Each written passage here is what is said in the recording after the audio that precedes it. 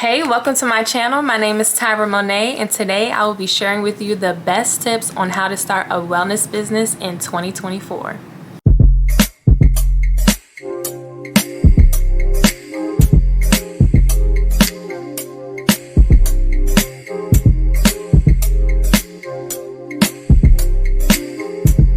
I have a wellness business called Ty's Garden, and I've had Ty's Garden since 2020. So I started Ty's Garden as an opportunity to provide natural herbs and teas and oils, and I did a lot of research during that time. You know, we were all in quarantine, stuck at home, so I did a lot of research behind like why I wanted to start my business, and I feel like over time it definitely has evolved. I have taken breaks in between. I lost a lot of inspiration. Sometimes you get discouraged, sometimes you feel like you can't move forward, but I've learned a lot, and I want to share specific tips on how you can start a wellness business in 2024. So let's get into that. A little bit of background again about Ty's Garden. So I do sell currently herbal teas, and it took me a while to even find the perfect vendor. Right, so whether you're starting a wellness business, you have to start with why you want to be in the wellness business, right? So the wellness business is actually a great field to get into. One, because everybody's into wellness, right? Fitness, health, beauty, self-care, those are always going to be trending, right? Because we're always going to find a opportunity to evolve and become our best selves. And I believe the wellness business is projected to be, I think it's like $5 billion now, but it's projected to increase to $8 billion by 2036, I believe. So it's a perfect opportunity, and wellness businesses are always going to continue to grow. So say if you wanted to start like a gym, say if you wanted to be a yoga trainer, if you wanted to sell beauty and wellness products, if you wanted into mental health services, there's so many different avenues to wellness, and that's the best part about being in this field, is that I feel like you can dive into so many different avenues and it all encompasses wellness. And I think that's also the approach that I've been taking with my business as well. So a little bit more about Ty's Garden. Again, I do sell wellness products, but I also have started to curate community wellness events in my area. I am from the DMV area, and my most recent events that I've had a yoga class in Baltimore, and that was called Grounded in Gratitude. And I basically had a amazing yoga instructor that was able to teach trauma-informed yoga poses. We practiced gratitude, so I gave out journals. I also was able to just provide a nice atmosphere and have a theme around a yoga class.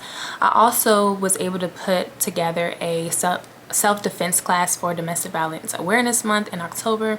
I am a survivor of domestic violence myself, and I wanted to provide an opportunity for women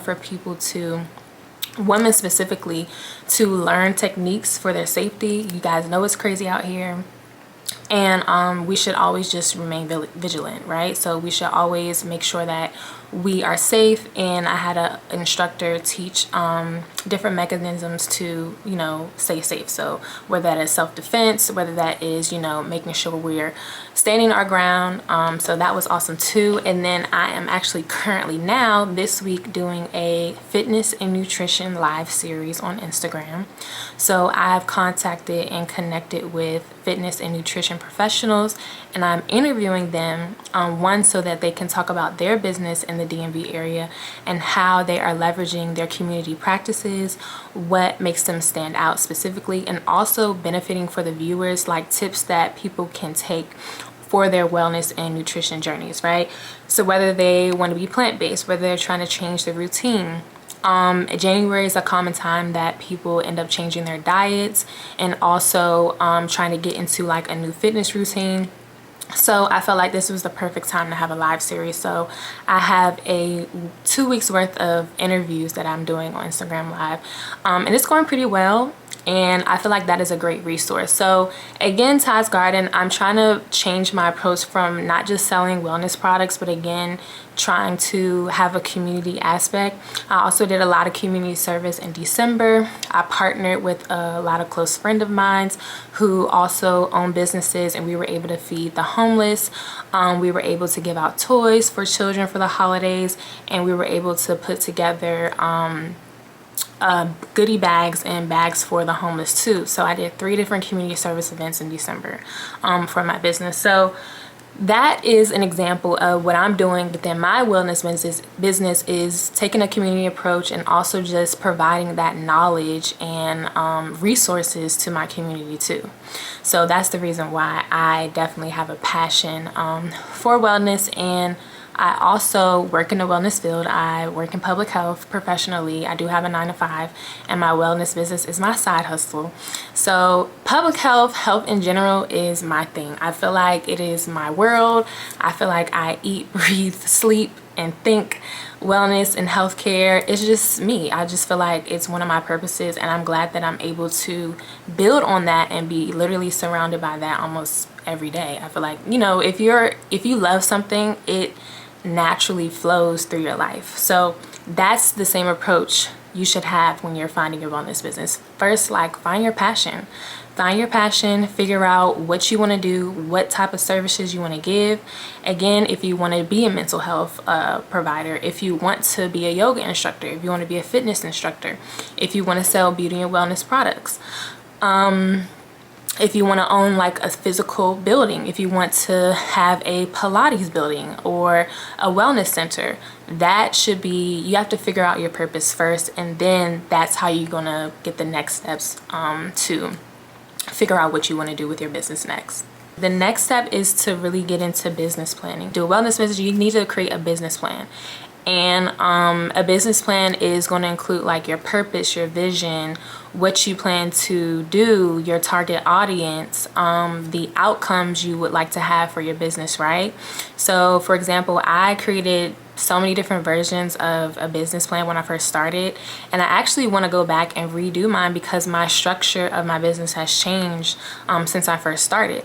But again, I feel like the vision is still the same. So there are a lot of good templates for creating a business plan. I can actually drop one below in the chat that you guys can, and in the description that you guys can use, and then, you know, create a business plan. That's the first step. Figure out what you want to do, why, and your reasoning behind it, your target audience, and your outcomes. If you do want to file an LLC, that is a completely different route that you can take.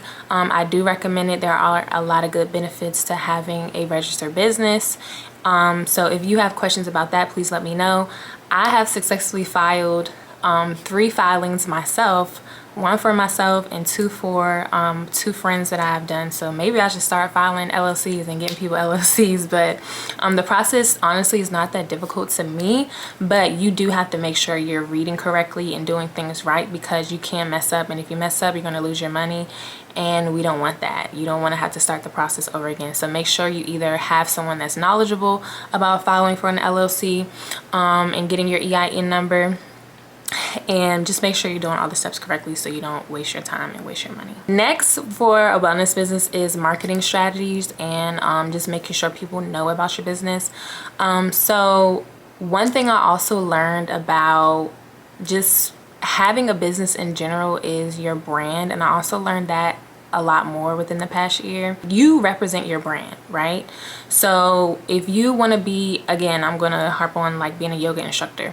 People should be able to look at you like, oh, she teaches yoga, like he teaches yoga. You know, I, without a shadow of a doubt, know like, okay, this person does this. I feel like I've been transforming, again, my business and my personal brand into Tyra. She works in healthcare. Like she, you know, is like, she does wellness. She has a beauty and wellness business. So that is what people should think of when you're marketing and branding your business.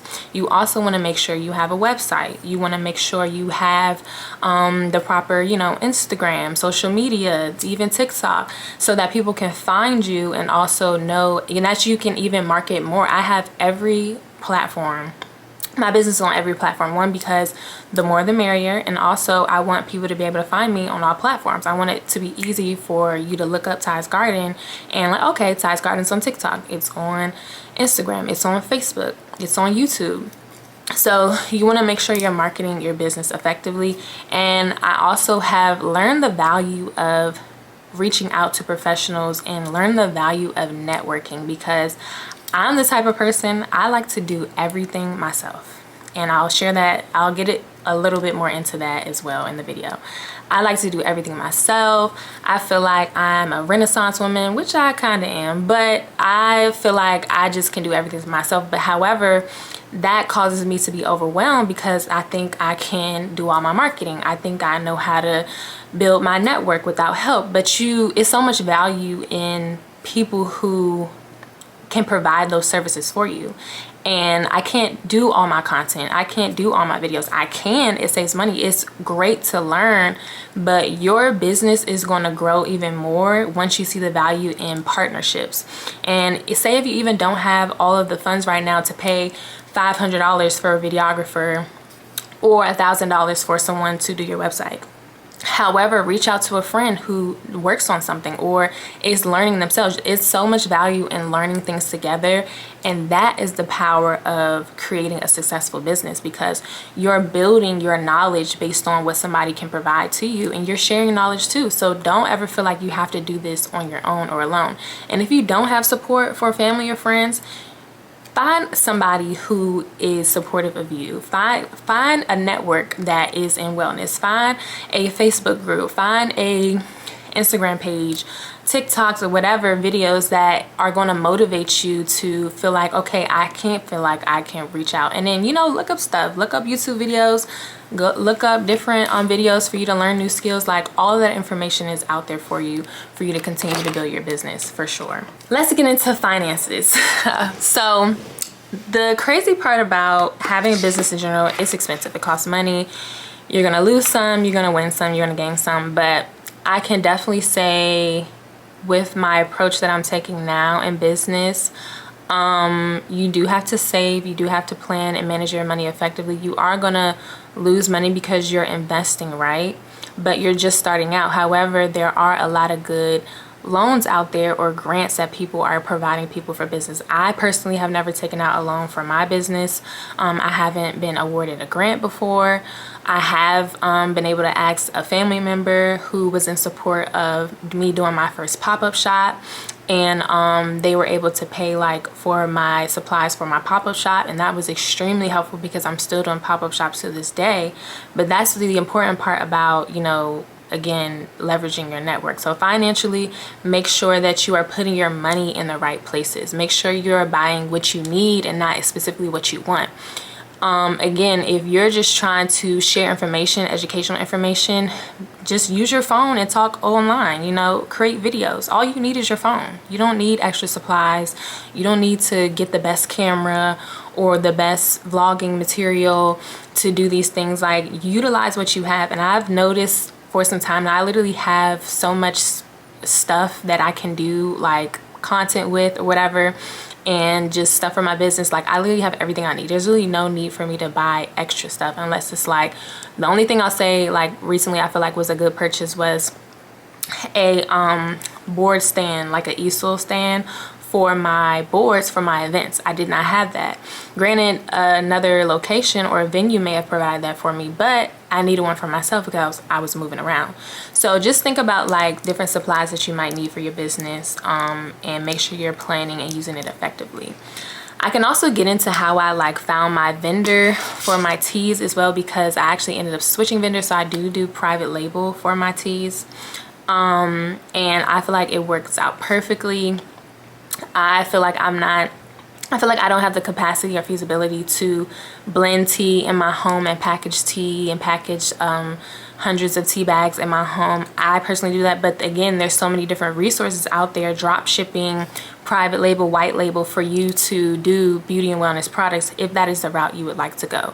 So let me know if you're interested in learning more about that too. Last recommendation I'm going to give you guys is to read this book, Building a Wellness Business That Lasts, and this is by the co-founder of MindBody. I don't know if you all are familiar with the app. I think it has transformed or partnered with ClassPass, I believe. Don't quote me on that. And I purchased this book in 2022, I believe. And I definitely recommend this because it's for trainers, entrepreneurs, it's for yoga professionals. Wellness in general, you need to have this book if you're thinking about starting a wellness business, because it outlines your purpose, it outlines how you can have a successful business in wellness, because it lays out the blueprint to what you may need, and also the path you need to go on to figure out how can my business be reciprocated or also fruitful in this field, right? Maybe having a mentor, integrating software and payment methods, securing your financing, what else? Making a living in wellness, how you can make money. First things first, identify what you love. You have to identify what you love about this field. He recommends getting certified. Just grab this book. I definitely recommend it. And if you need the link to this too, please let me know and I will share it with you guys. But I feel like in general, that is what sums up, again, you starting a successful wellness business in 2024. I also have been trying to get into selling ebooks now. I will have an ebook available after my fitness and nutrition live series is available. So I'm excited to see like the fruits of what I've been working on with that. So there's just so many different ways that you can just incorporate your passion for wellness into making sure you're getting paid for it, making sure you actually enjoy it. Because again, as I was saying earlier, we all know as wellness professionals, or if you have an interest in wellness, there's so much purpose behind what we do. We care for people. We want to make sure people are being taken care of. And we want to make sure that we're supporting our community. So again, if you guys have any questions or want to learn a little bit more about my business, please let me know. Reach out. Again, feel free to follow my business page at Ty's Garden. That's TYSGARDEN. And let me know. But thank you guys so much for tuning in. I really appreciate it. Please like and subscribe. Okay, bye. Peace.